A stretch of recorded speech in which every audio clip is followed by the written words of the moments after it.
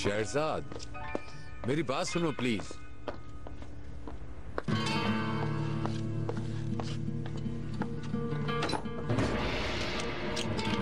ये क्या कर रही हो?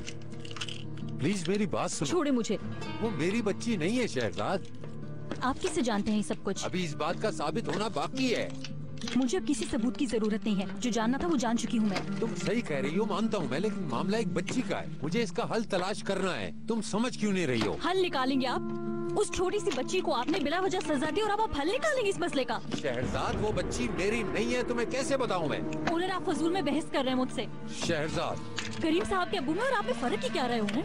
शहजाद, बहुत ज्यादा बोल रही हो तुम। जाहिर सी बात है, ये सब करने के बाद मेरे अल्फाज तो कड़वे लगेंगे ही ना। ये सब कहने का तुम्हें हक नहीं पहुंचता। शहजाद,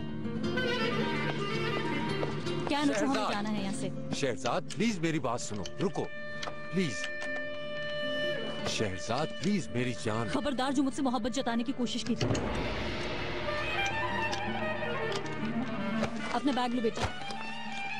देखो प्लीज, मुझे छोड़कर मत जाओ शहजाद। मैं अब आपके साथ एक पल भी नहीं रह सकती। ओनर, मुझे मत रोके। चलो कैन।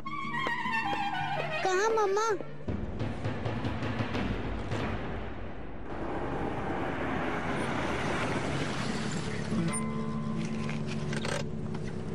बस यहीं उतरना है।